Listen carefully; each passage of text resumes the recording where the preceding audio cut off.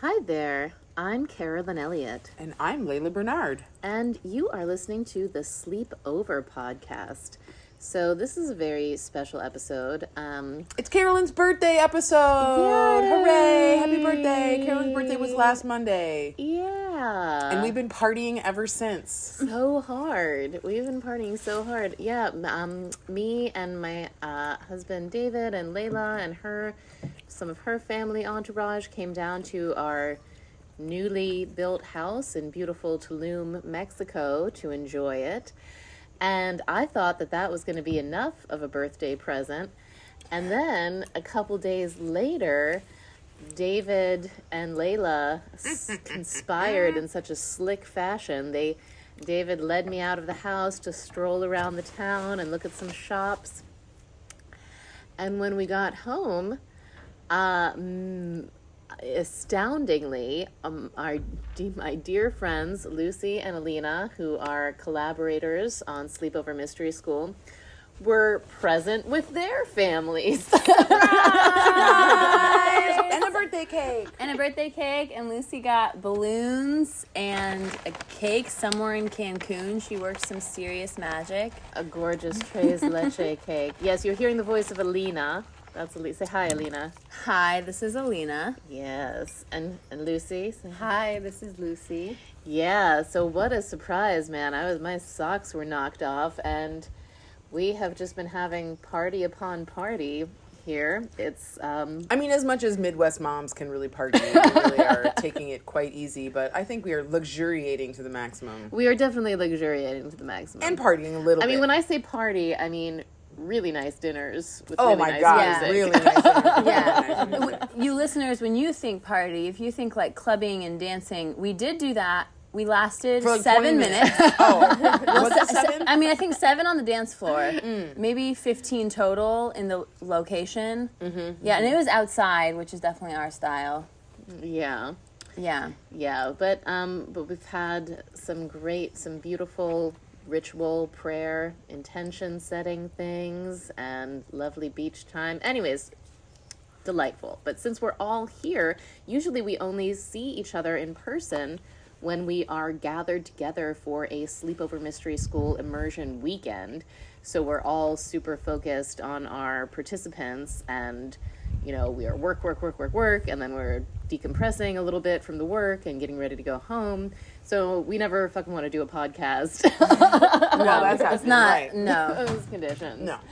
So I figured, since we had all of us together, and you wonderful listeners have heard a lot from me and Layla about our rhapsodizing, about what we've learned from the Mystery School, various gnosis that has come to us. Layla's opening a bottle of fizzy water. I'm opening a bottle of Topo Chico. It looks delicious. Because when in Mexico. Yes. Anyway, go on, Carolyn. Never mind me.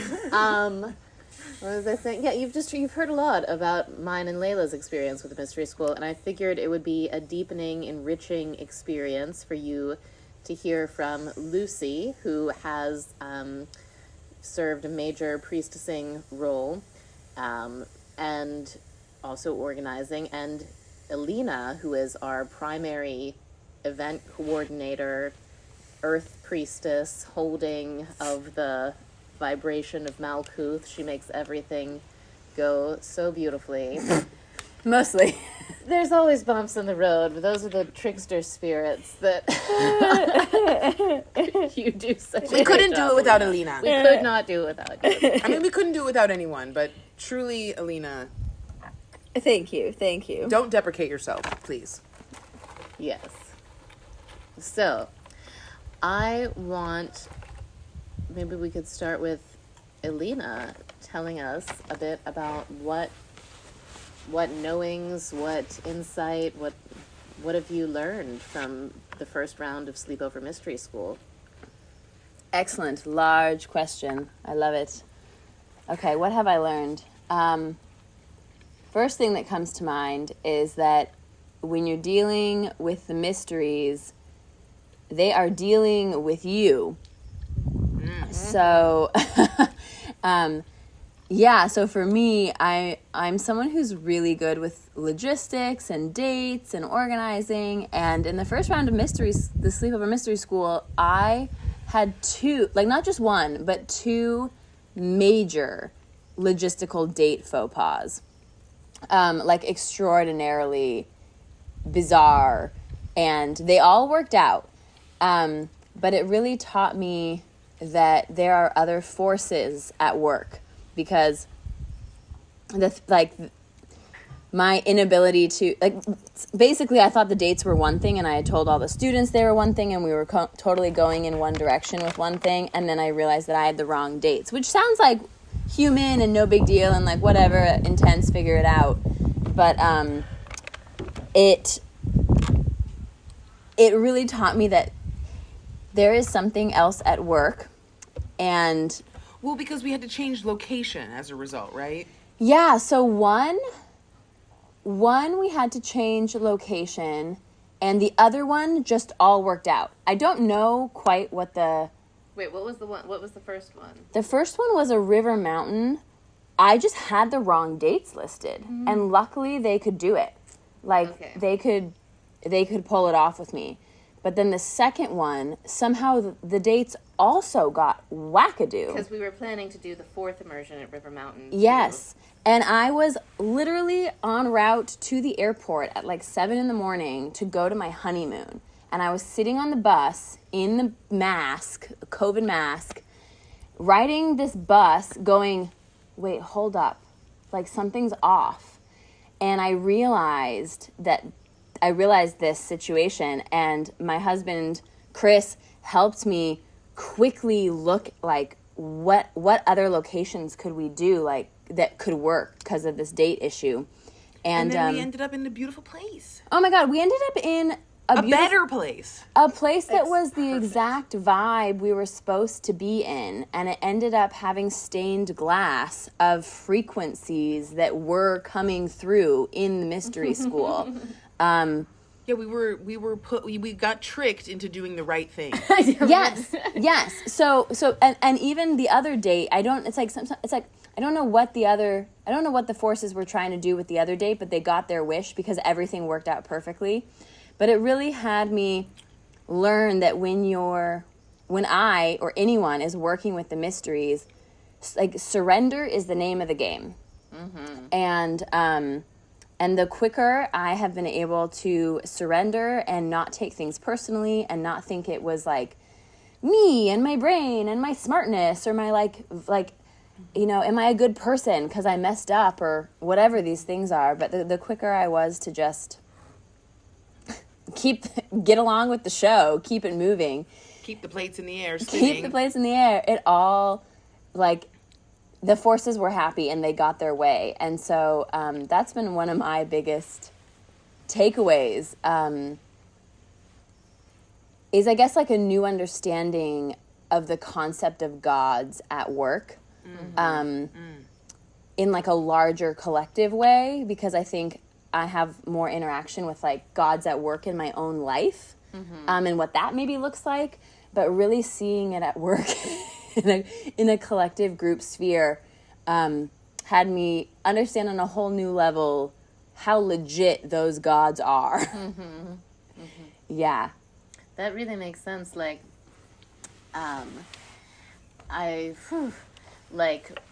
coming up against the way that these forces have a design of their own. And that design, we try to do our best to like feel into it and move with it.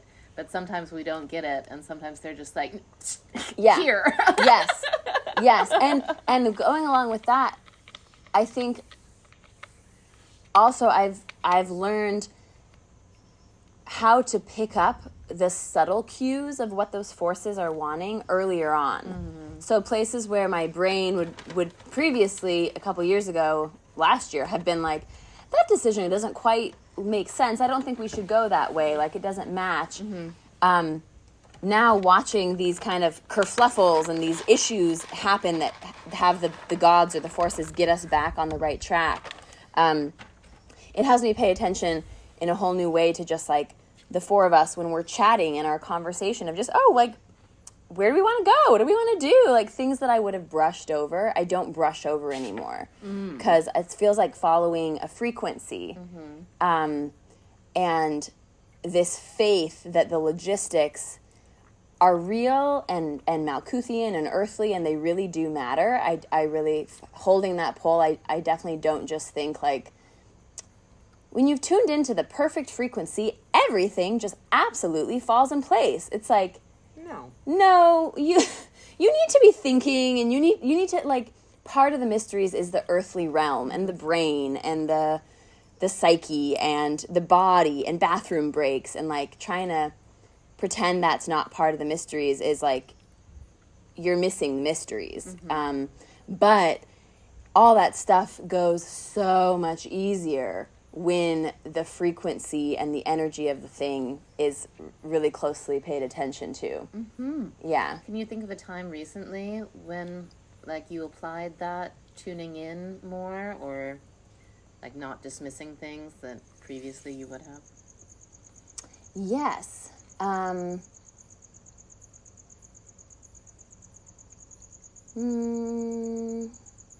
one that comes to mind, I guess it's like a few months ago now, but we're going to New Orleans for our first immersion of this next round, which I'm super psyched about. And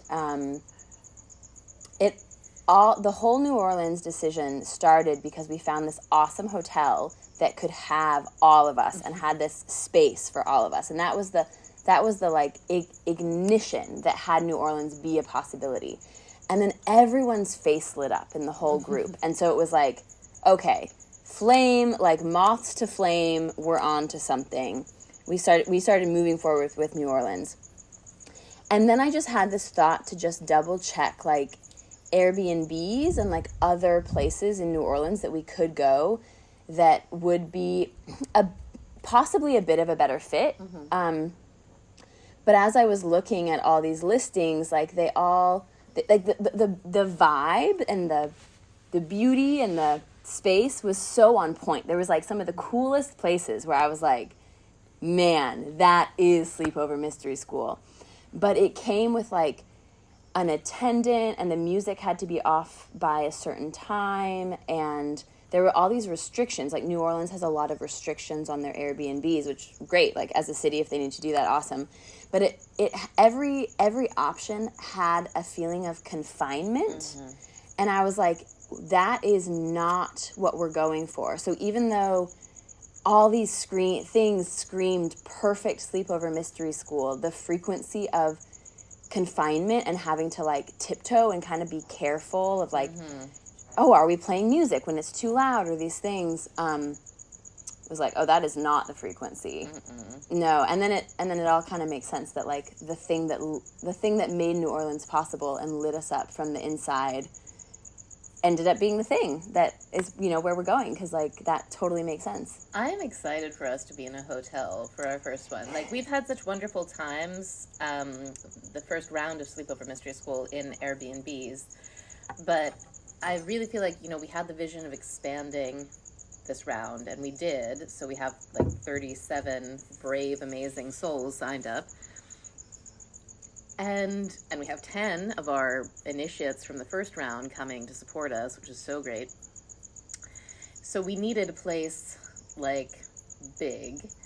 And even though initially we were like, let's have 100 participants, and then we, like, scaled it down because we wanted to keep our intimacy. The idea of the hotel bloomed in our minds. Like, we could do it in a hotel ballroom, and we could still have the sleepover fun. People could go play in each other's rooms, like when you're on like a Girl Scout trip to Hershey Park in 6th grade. Totally. Very specific regional reference, but you get the vibe.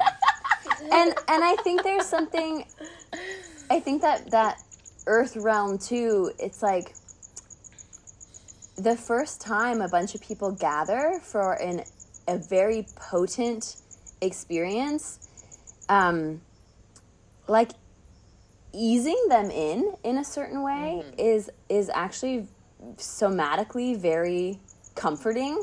Like, because entering the mysteries will change your life.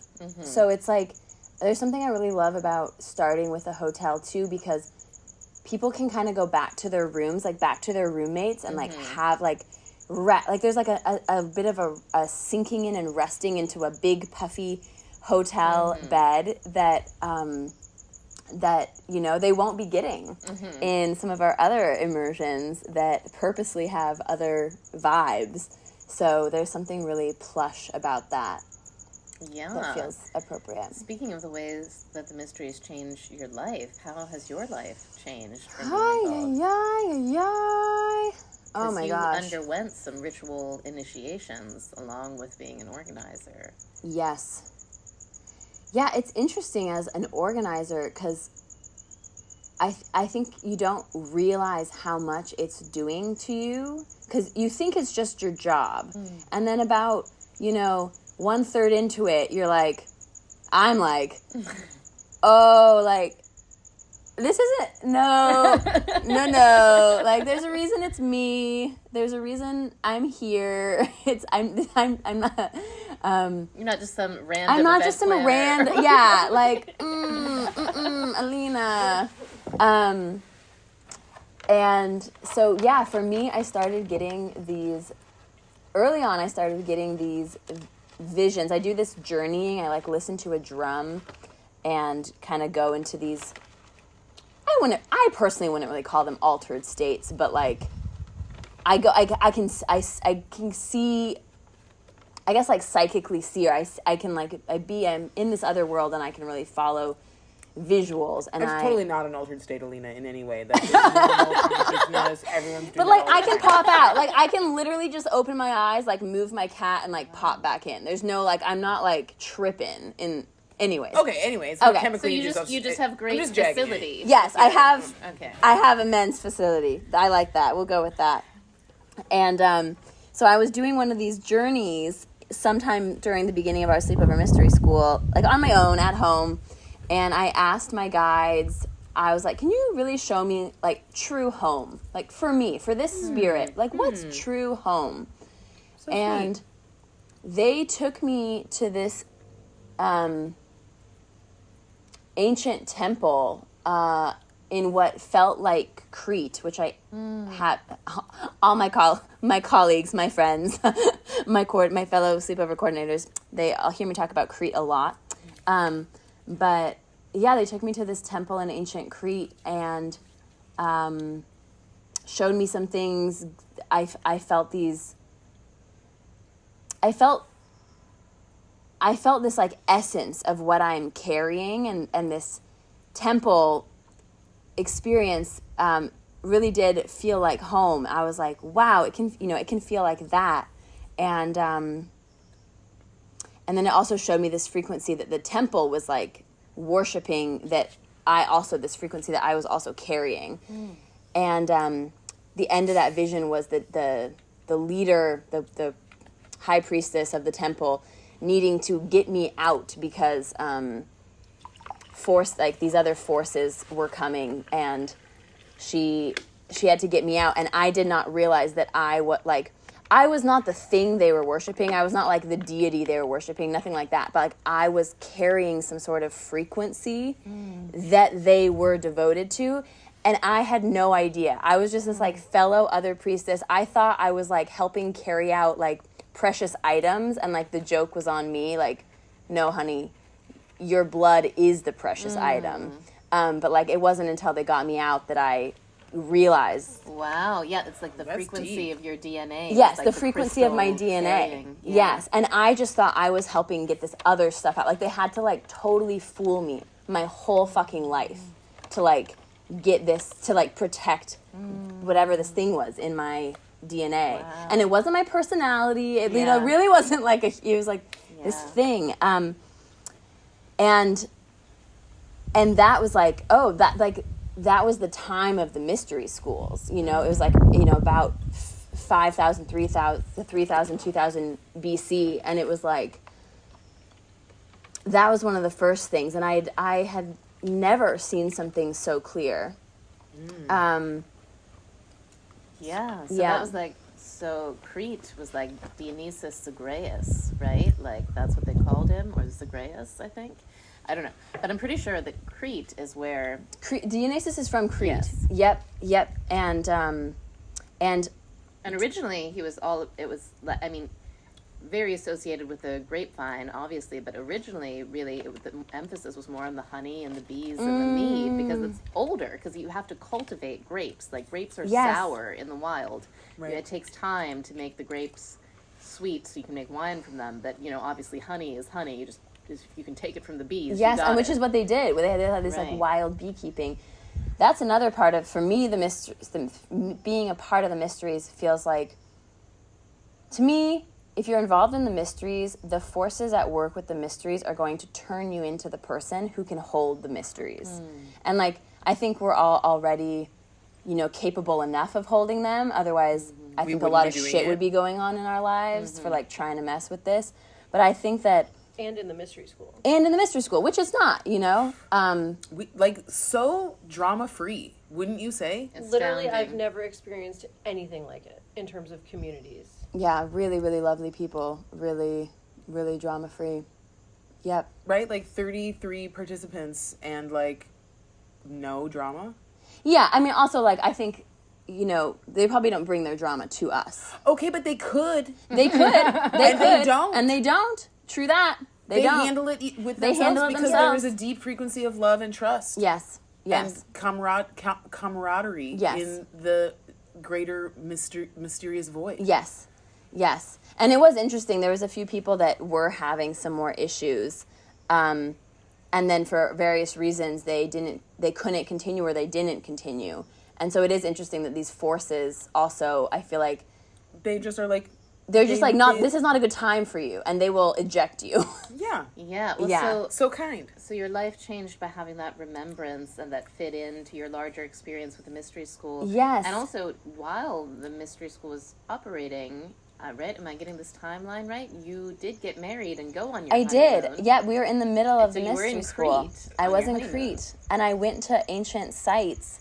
And it was really interesting. I could just get to these ancient ruins and tune in and be like, oh, this ruin has these frequencies. And it was like, oh yeah, I remember these people. Like, they were kind of our neighbors. Like, they did things this way, but that's not quite home.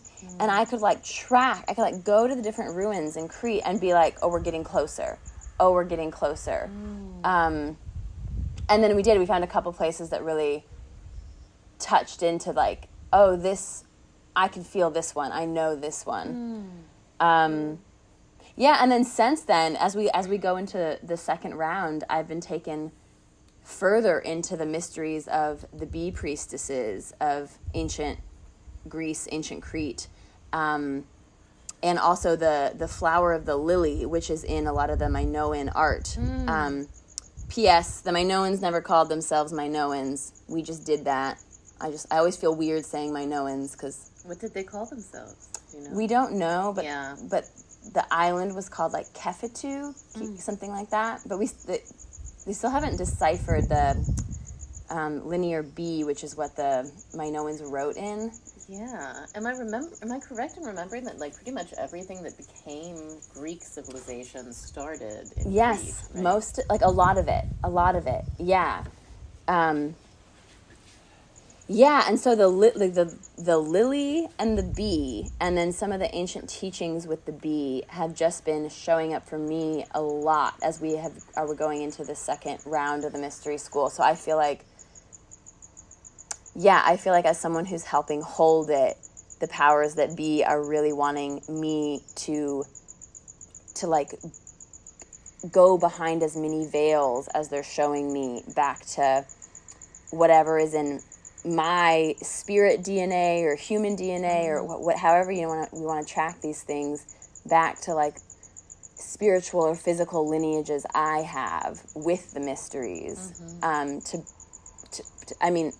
to bring it through in whatever way it will. I have total faith it will show itself. But like some of these things that I've recently signed up for, or like I'm starting to get dreams about or visions about, have totally been in my world for like 5 years, like, and no part of me has like jumped in or like said yes to some of these things, and then all of a sudden, leading into the second round, they are like very loud and very clear, like this, sign up for this, study this, dream about this.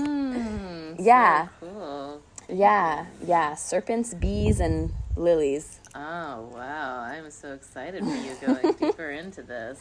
And I look forward to what we can learn from you about all of these things. I'll let you know. I last thing I'll say is I got such a wonderful download of some true Jesus Christ transmissions and beauty and energy from dear Laila and Carolyn in the last round of Sleepover Mystery School. I did not grow up in I did not grow up in a Christian country, and I think a lot of people that grow up in the United States get like quite tainted by Christianity, but at least they know about it. I feel like I didn't even really know the like basics of in a certain way, and so that was also one of my deep takeaways, is I have a very, very sweet connection with the energy that is Christ energy now, and I am forever grateful for that. Yeah, and Lucy's snake, who helped me a lot too. Yeah. Such an amazing snake. I dream about him sometimes too. Lycanius. I love him. Yeah, Lucy, what about you? Yeah, let's pass it to Lucy. Oh my gosh, Elyna, your words inspired so many thoughts, and like, oh, I gotta talk about this. So I was just thinking how funny it was that we like started out this podcast being like, yeah, we never like get a chance to like just hang out and like not work. But basically, whenever we hang out, we are talking about our awesome project. So like, where is the distinction between like hanging out and work? And also when we're working, we're like throwing fun parties. So like, I was just like, wow, we're really spoiled. Yeah, that's absolutely how I feel. And I feel like there have been a lot of moments, Layla, where you and I just get like really giddy during the Sleepover Mystery School, and we're like pinching ourselves like, this is our job. What? It's our vocation. Yes. Yeah, so I guess I'll start by just saying that one of my great life passions is diversity of experience, or just, I guess, like pushing and exploring the bounds of what the human can experience, and just like really exploring all the possibilities of like what we can feel and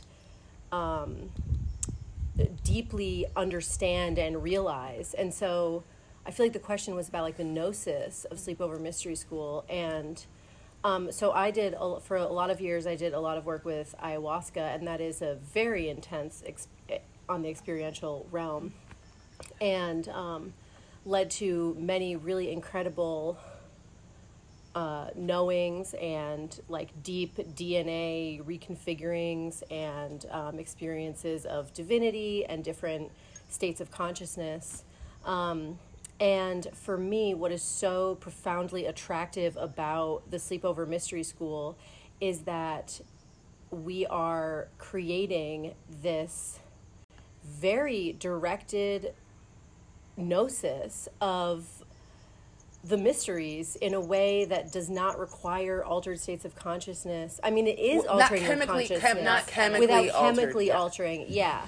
And so it's just such a deep pleasure for me to be able to help curate these experiences, and a really super profound, you guys have probably talked about this on the Sleepover, on this podcast, but was when the students put on, I don't know if students is the right word, the ritual training, when they put on rituals for us, and I got to experience the experience of being in that frequency and being held in the mysteries, in the style in which we taught them to do yes, it. It was Profound. well, I was just like, talk about a toroidal experience. It was so toroidal, Lord. Yeah, because on my end, I'm kind of always tripping a little bit, and I'm like really feeling a lot, and so,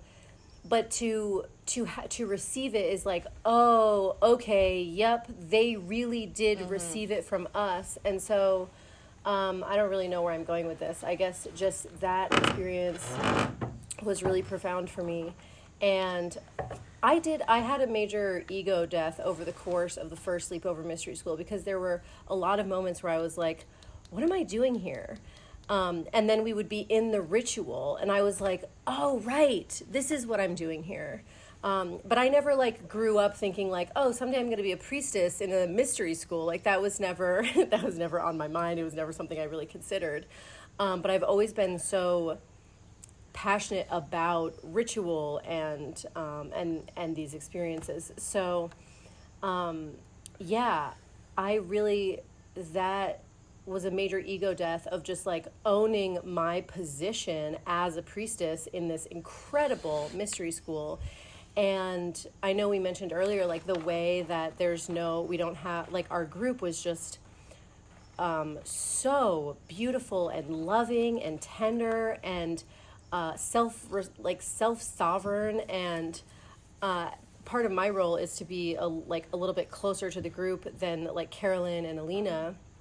And so I really got to feel how much they just totally, deeply accepted and approved of each other all the time. And that was incredibly powerful for me. And so and I feel like a major part of that is Carolyn, is the vibration that you're holding. It's like this top down, like you're holding that frequency of like just truly incredibly accepting and approving and loving.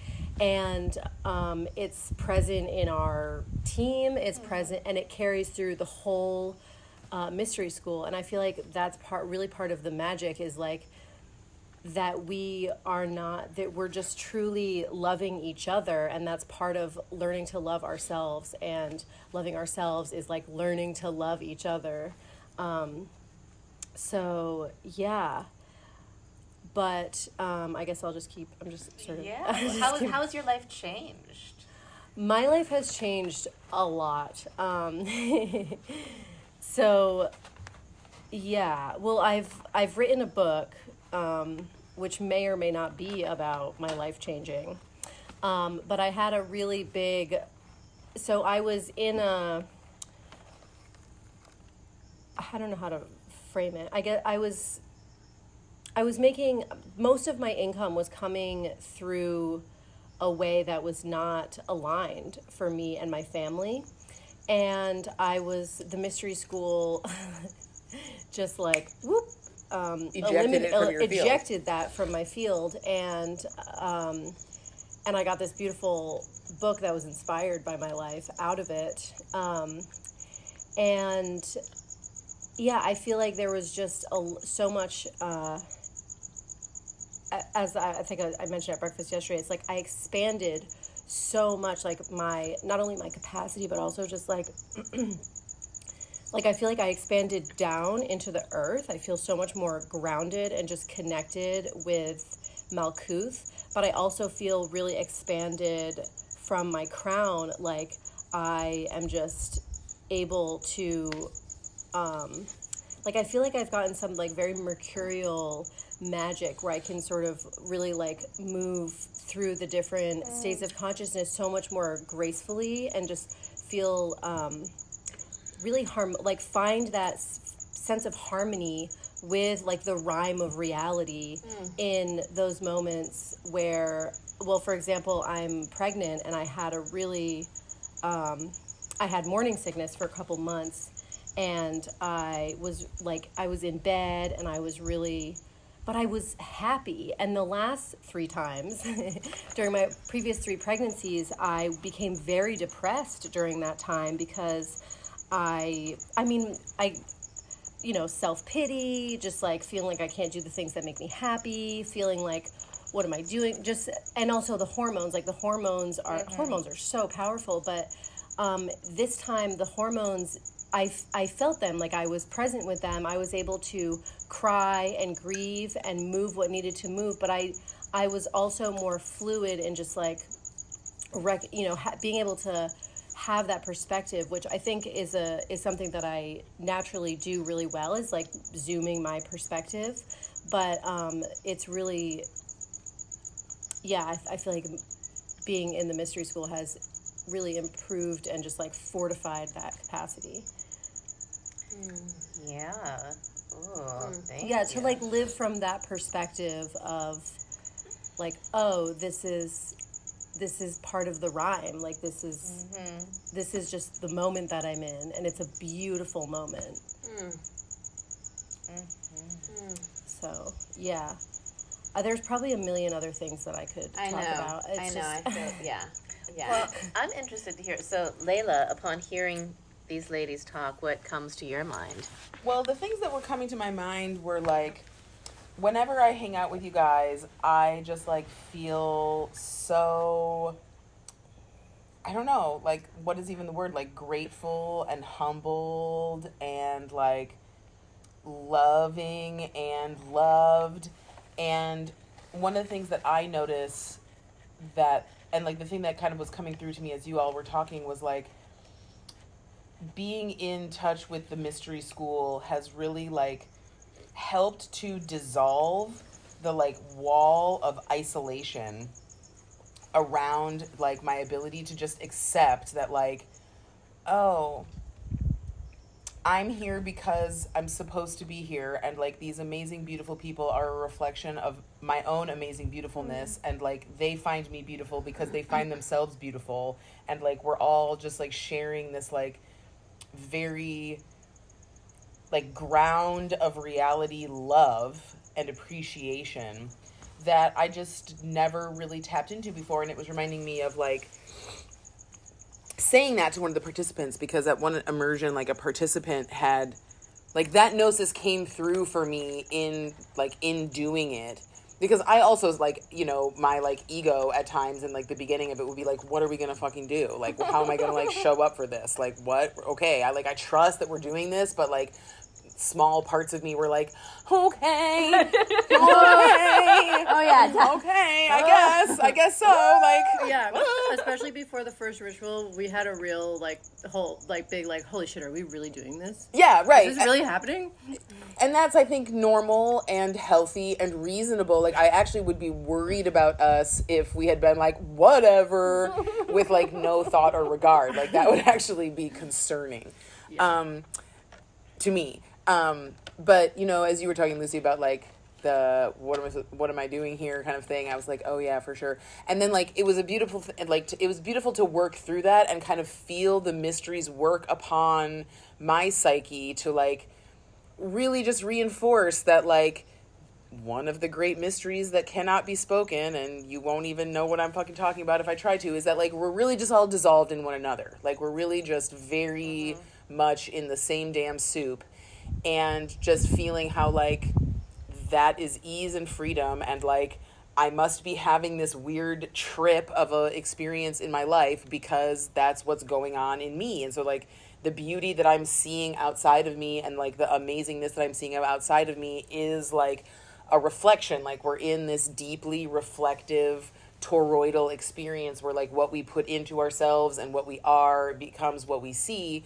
And it was very beautiful to like give that to another person in a private conversation with one of the students who was kind of sharing with me like, you know, there's just so many awesome people here, and like I'm not sure that I really like know how to behave in like, I don't really know how I like belong here. And I just was like, but you are here. So like, could you even be witnessing all of the other beautiful, amazing people who like love you and are loved, like that you love, if you weren't that?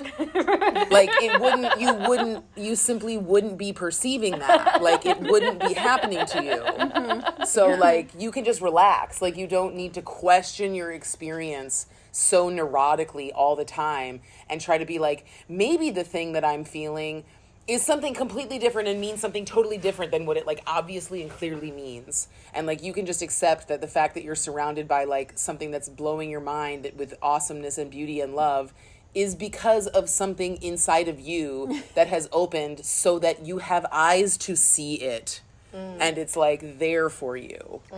You know? Yeah, that actually, so on this same like point and kind of a similar thread is like, there was so much synchronicity happening and it was undeniable. Like it was like the magic is so potent. And what are the odds that like I'm the one, like what kind of ego bullshit would it be to be like, I am the one kink in this perfect tapestry. Yeah, and, like, I'm the one who shouldn't be here. I'm the Right. one who shouldn't be here. Right, Exactly. If I weren't here, everything would be going so much better. But like, I feel like that's like sort of the fun of it is like, if you weren't there, if any one of the people wasn't there, like it literally wouldn't be happening. Like anyway, I don't know. Like it has to be witnessed. Like it has to be witnessed by the people who are witnessing it, or else it's not even happening. Yeah, like, and the whole thing is a co-creation, and every single person Yes. is part of that co-creation. Yeah. So since we have, you know, us organizers and coordinators here, all of us except David, who's so kindly watching Lulu right now. For those listeners we might have who are like, gosh, I want to start a mystery school. Like, this sounds rad. I mean, at least if I were listening to this podcast, that's what I would be thinking. that's because you did that. That's because that's how your mind works. I'm over That's here like, your whoa, watch out if you want to start a mystery school. Yeah, maybe like come. Maybe make sure you've been in the business of, you know, ritual and mystery for like a decade. That might be intelligent. Well, it's fun, yeah, because I mean, like for me, I was on board with a training thing that we were going to teach, and then I remember Layla and Carolyn, you guys turned it into a mystery school, and I was like, oh, that's Even cool. better. Yeah. yeah. Well, it's really funny because I feel like for myself, it's funny to think back on like even like the thing that made me meet Carolyn. Like, because I was just sitting in my house in Wisconsin, like being an anarchist for some years, sort of squandering myself, in my opinion, feeling not in alignment. And I like, you know, went through a experience. I don't know if I've told this story before, but it doesn't matter. I had a miscarriage, and like it was a totally magical, like mystery experience where I was like, life and death pass through my physical body. That is so fucking crazy. I can't believe we all just walk around like doing our jobs, like pretending like that's not what's happening. You know, that like literally souls enter and exit through the like mortal bodies of other mortals. Like, what the fuck is that? And we all just are like, what did you watch on Netflix last night? You know, and I like really woke up to this like deep, like that's a very important thing, and was just like, you know, I've always been into magic. Why do I not honor that about myself? Like, why do I not give that more attention? And I like very quickly was like looking into like priestessing and like how do I tap more into this, and found very many unsatisfactory sort of things that didn't work for me. Bless them all. I'm sure they're helping some people. And then I found Carolyn on the internet and instantly fell in love with her through her writing, and was like, who is this being? I will consume everything that she creates. I want to be her best friend. I will follow her, and I will follow her home from school like a little lammy and be like, can I live with you? Will you adopt me? Check plus. Done. Cross off the list. Like, fuck yes, Layla. Anyway, and then like we just started talking about doing a mystery school, and it like it's just interesting because like that was even like on my mind of like, how do I do something like that to like honor the deep fucking weird toroidal mystery that is existence before I ever met Carolyn, and like now here we are. Yeah. I guess I'll just come from a slightly different perspective, which is these stories, every single person sitting here actually has years of background in fascination, curiosity, giant life initiations, another giant life initiation, 10 more life initiations, some like serious up-leveling 10 times over. So I would actually be the one to give you a word of caution, if you are sitting there thinking, I want to start a mystery school, like, I think that, I really do think that the forces will have their way with you to create in you someone who can hold the mysteries, and you might be there now, and you might not be there now. And so if you throw yourself into, holding a mystery school, but you haven't gone through a fair amount of your own life initiations and deeply studying seems too analytical of a word, but like Studying's wrong. Immersing, like It's the experience. I mean, you have to experience. experience it. It's a ride. It's a ride. So like, so Elyna's absolutely right. We have all been through a lot of that, ritual work, a good ton of psychedelic work, a good ton of, life initiations. And also, like, after we declared that we were starting a mystery school, I wasn't yet at the, I still, had things to learn before I could become capable of holding it. I mean, I think we'll endlessly have things to learn endlessly to, have like, things to whatever learn. next level we're That's the supposed best to. thing about incarnation, is that it's an infinitely unfolding fractal. It So is. I just you- wanted to mention some of mine. Yeah. So I had a separation with David. We had to, like, go and learn from Dr. Robert how to heal our stuff. I had a near-death experience from smoking marijuana while I had food poisoning on Christmas because I thought that I had to make myself... remember that story. Yeah, I thought I had to make myself not nauseous so I could cook Christmas dinner, and I thought that because I had food poisoning, so I was nauseous from the lamb that I had left out too long, and I had ate the lamb, and the lamb poisoned me, and then I was like, because I'm crazy, like I have a crazy Norman Rockwell performance shadow of like, I must perform my Midwest femininity. I was like, I have to cook Christmas dinner, so I sent David out to go get marijuana for me. Turns out when you smoke marijuana, when you have food poisoning, it makes you very, very dizzy. And I fell on my face onto Lulu's baby gate. And I spent Christmas peeing and vomiting in the emergency room. I thought I died. And right after I hit, so I fell right on it. I fainted, essentially. I felt my consciousness leave my body. I saw the great white light. I didn't want to go. So I started yelling and praying about the blood of the lamb in front of all of my family gathered there for Christmas. I sounded like the freakiest holy roller on the planet, which... Yeah, so you I might maybe. almost get killed. You Yeah. might almost get killed. Before our first immersion, I got COVID, and then on COVID, I got a piece of wood in my eye and had a scratched cornea and had to go to the emergency room. And then, like, 3 days later, like, flew to Miami, and then I hurt my knee on the plane because this bitch wouldn't move, and so I had to climb over her, and I twisted my knee. So the whole first immersion, I was, like, in a knee brace. Oh my gosh. But for me, that one was the initiation of, like... What kind of crazy lady wouldn't move on a plane? She was weird. She also, like, leaned over me, like, tons to take photos out the window. Oh, bless and her, I bless finally her had soul. to be like, oh, like, could you not? Like, this is my space.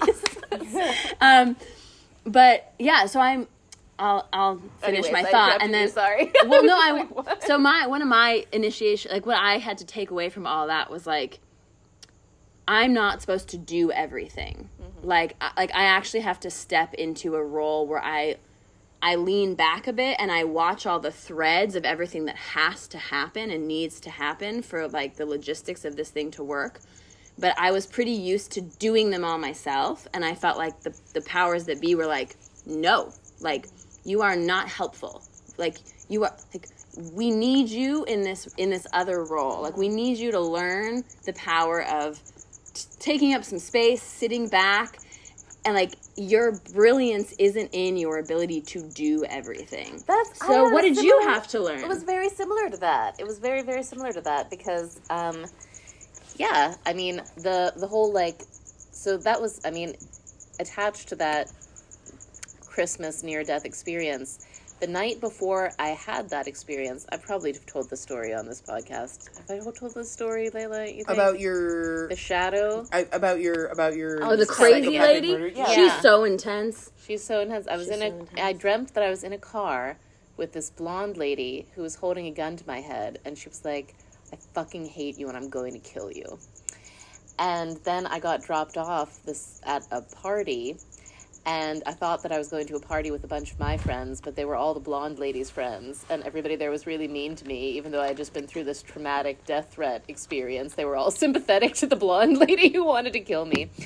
And anyways, I woke up from that dream and I was like, wow, a blonde lady, a person of the same sex, of opposite coloring, you know, that's what Jung would call a shadow figure in a dream, who wants to kill me. I was like, wow, my shadow wants to kill me. And then I was like, I feel nauseous. I have food poisoning. I didn't put it together. It was weird because I interpreted the dream, but I didn't quite put it together. And then the blonde lady was this, this shadow who was all about like performative femininity, like a performative, Yeah, wasn't she like, I remember you describing her to me, and she like wore the perfect clothes, her hair was perfect, like. Yes. Yeah. And like she, she's an innocent part of me who truly loves me and wants to protect me by, killing the parts of me that she thinks won't be socially acceptable. So she has run so much of my life and like driven me into all sorts of nutty situations that brought me quite close to death. And that confrontation with her was just so stark that after that I was like, whoa, I really need to do a lot less. And so, that was about a year ago, and I have been dialing back to the point that I feel pretty much retired. I mean, I still do Sleepover Mystery School, I still do calls in Electric Yes, but I am, delegating so much. And realizing, I guess what I've come to realize through the beautiful process of doing Sleepover Mystery School and working with all of you and the amazing people who help us, is that there is something like that I can trust the toroidal field of my heart, that it has, along with the tangible Malkuthian things of making sure people get paid, that like that in combination with the heart field, like things get done. They get done, and I don't have to figure them all out, and they get done perfectly and better than I could have possibly hoped, and I am delighted. And it's not so much what I have to, because it's also, the performance thing is also like, from being a professor and like being very heady and thinking that all of my value comes from my ability to give downloads of information. And like just realizing that it's not the logos of my being that is of the most potent value. It's actually the eros, and that I can relax much more into that and trust that. And there's been just this astounding transformation in mine and David's relationship, where like I've been talking about this a lot, like following the teachings of Laura Doyle, who has this Surrendered Wife book and podcast that's really great. That in combination with all the learning to forgive and heal with Dr. Robert, in combination with the Om Rupani teachings about DS and that as a means to polarity, my relationship with David has like completely reversed. Like I used to try to control everything and do everything, and I would never trust him, and made myself crazy and made him crazy, was like super emasculating to him. And we've completely reversed that, and now he does everything and he is happy about it, whereas when I was doing everything I was super resentful. Yeah. And it's just like, I'm like, whoa, it can be so beautiful like this. So trusting, inhabiting that eros role instead of that logos role has been really major for me. And I'm getting pregnant again. Lucy and I were pregnant, like when I was having Lulu, she was having her son, Aurelius Rex. And now we're also pregnant again at like the same time. I think Lucy got pregnant maybe a couple weeks before me. So fun. Now that they're both past the morning sickness phase, they're saying so fun. Yeah, it was not fun. No, it was that morning sick all day. Why did they call it morning sickness? Such false Bullshit. advertising. It's like, yeah, but I had that same experience too, where like that nausea. Well, I was able to take it more in stride and just focus on my Netflix binges while I laid on the couch and made other people bring me things. So that was nice. And also, what I wanted to say is something that I have noticed about my consciousness. It sounds a little bit goofy to say, but I figured I would let the world know in case somebody out there might be experiencing something similar. I want to validate it, which is that through the events leading up to Sleepover Mystery School and Sleepover Mystery School itself, like the visionary magical experiences that I had, including, I've told the story of like dissolving into a star, and also like I dissolved into just like non-dual samadhi. Since having those experiences, I actually don't even know how to describe this. I feel like I see from a slightly higher elevation than I used to. Like, literally, like, I'm taller. Like, your vantage point My vantage is point is different. It has become permanently different. That's fascinating. And, again, it's not like I never get upset or self-pitying, but it's so much faster than it used to be, and it's so much more... just most of the time, things are in much broader perspective than they used to be.